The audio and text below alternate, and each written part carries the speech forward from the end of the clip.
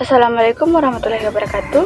Perkenalkan, nama saya Rasmawati dengan NIM 250901500500020 dari Prodi S1 Akuntansi Fakultas Ekonomi dan Bisnis Universitas Negeri Makassar. Baik, di sini saya akan memaparkan materi bahasa Indonesia dengan tema ejaan bahasa Indonesia yang disempurnakan atau yang biasa disebut dengan EYD. Ejaan bahasa Indonesia yang disempurnakan atau EYD merupakan sistem ejaan berbasis huruf Latin yang mulai berlaku sejak tahun 1972, di mana EYD bertujuan untuk menyempurnakan ejaan sebelumnya dan untuk mendukung perkembangan bahasa Indonesia. Perkembangan ejaan di Indonesia mencerminkan upaya berkelanjutan dalam modernisasi bahasa nasional agar sesuai dengan perkembangan zaman. Sejarah ini dimulai dari ejaan Van Ophuijsen pada tahun 1901 yang masih dipengaruhi tata tulis Belanda.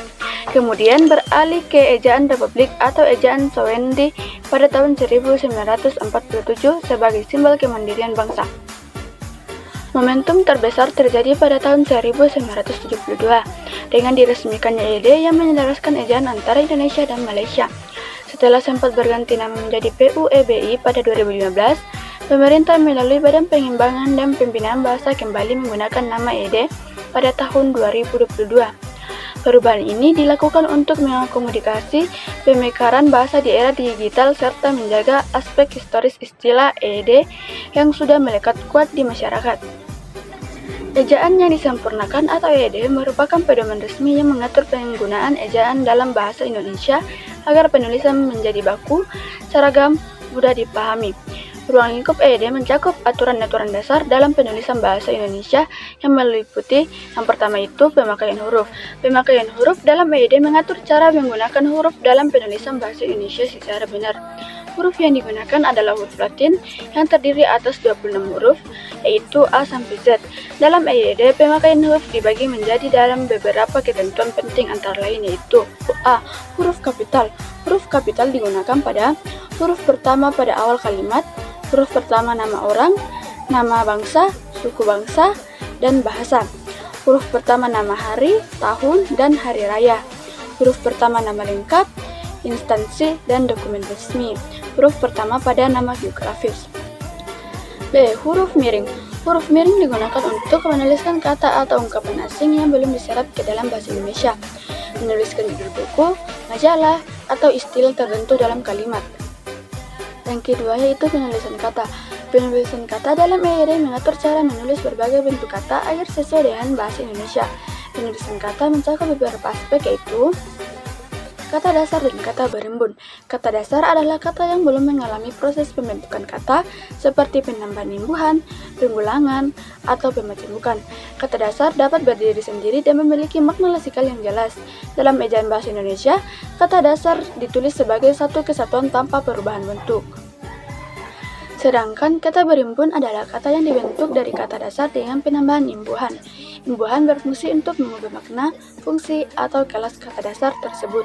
Penulisan kata berimbun dalam ejaan bahasa Indonesia harus mengikuti kaidah yang telah ditetapkan agar tidak terjadi kesalahan bentuk dan makna. Imbuhan dalam bahasa Indonesia dapat berupa awalan. Awalan adalah imbuhan yang diletakkan di depan kata dasar. Awalan dapat mengubah makna atau kelas kata. Adapun akhiran. Akhiran adalah imbuhan yang diletakkan di belakang kata dasar. Akhiran sering berfungsi membentuk nomina, verba, atau adjektiva. Sisipan. Sisipan adalah imbuhan yang diselipkan di tengah kata dasar. Penggunaan sisipan dalam bahasa Indonesia tidak terlalu produktif, tetapi masih ditemukan dalam beberapa kata baku.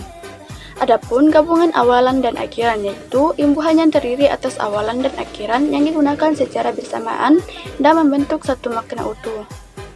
Selanjutnya yaitu kata ulang. Kata ulang adalah kata yang terbentuk melalui proses pengulangan, baik seluruh maupun sebagian, dari suatu kata dasar.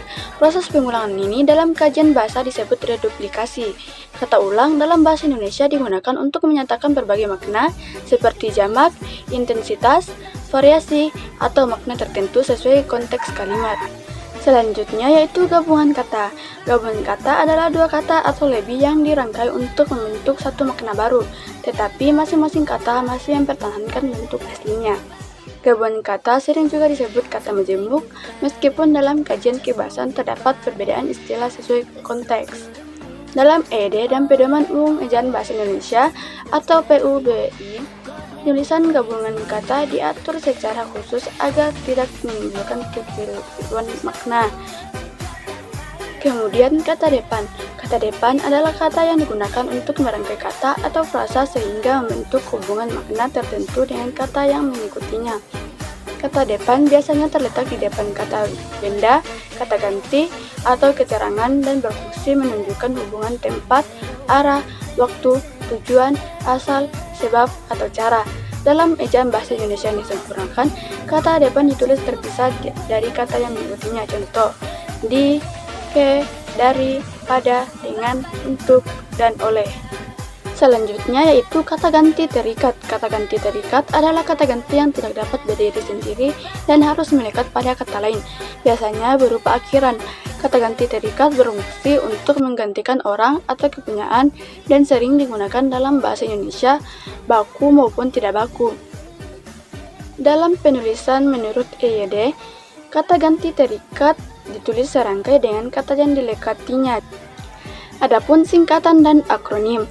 Singkatan adalah bentuk pendekatan kata atau gabungan kata yang ditulis dengan mengambil huruf awal, huruf tertentu, atau gabungan huruf dari kata aslinya.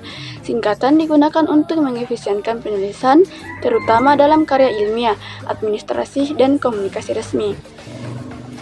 Sedangkan akronim adalah pendekatan berupa gabungan huruf awal, suku kata, atau gabungan keduanya yang dilafalkan sebagai satu kata. Akronim sering digunakan dalam bahasa lisan maupun tulisan. Yang ketiga yaitu pemakaian tanda baca. Tanda baca adalah lambang dalam tulisan yang digunakan untuk membantu pembaca memahami struktur, intonasi, dan makna kalimat. Pemakaian tanda baca yang tepat sangat penting agar pesan dalam tulisan tidak menimbulkan makna ganda, terutama dalam karya tulis ilmiah dan tulisan resmi. Adapun beberapa tanda baca yang sering digunakan antara lain yaitu tanda titik digunakan untuk mengakhiri kalimat pernyataan. Tanda koma digunakan untuk memisahkan unsur-unsur setara dalam kalimat. Tanda tanya digunakan untuk mengakhiri kalimat tanya. Tanda petik digunakan untuk mengapit petikan langsung atau dialog. Tanda titik dua digunakan untuk mengawali perincian dan mengawali kutipan langsung setelah pernyataan lengkap. Tanda titik koma digunakan untuk memisahkan bagian kalimat setara yang sudah mengandung koma dan memisahkan unsur perincian panjang. Tanda seru digunakan untuk mengakhiri kalimat perintah atau seruan. Tanda hubung digunakan untuk menyambung unsur kata ulang, menghubungkan suku kata saat pergantian baris, dan menyambung imbuhan dengan kata asing. Tanda hubung digunakan untuk menyambung unsur kata ulang, menghubungkan suku kata saat pergantian baris, dan menyambung imbuhan dengan kata asing. Tanda kurung digunakan untuk mengapit keterangan tambahan dan singkatan atau penjelasan istilah. Yang keempat yaitu penulisan unsur serapan. Unsur serapan adalah kata yang berasal dari bahasa asing atau bahasa daerah yang kemudian diserap ke dalam bahasa Indonesia. Penulisan unsur serapan harus disesuaikan dengan kaidah ejaan bahasa Indonesia agar mudah dipahami atau ditulis.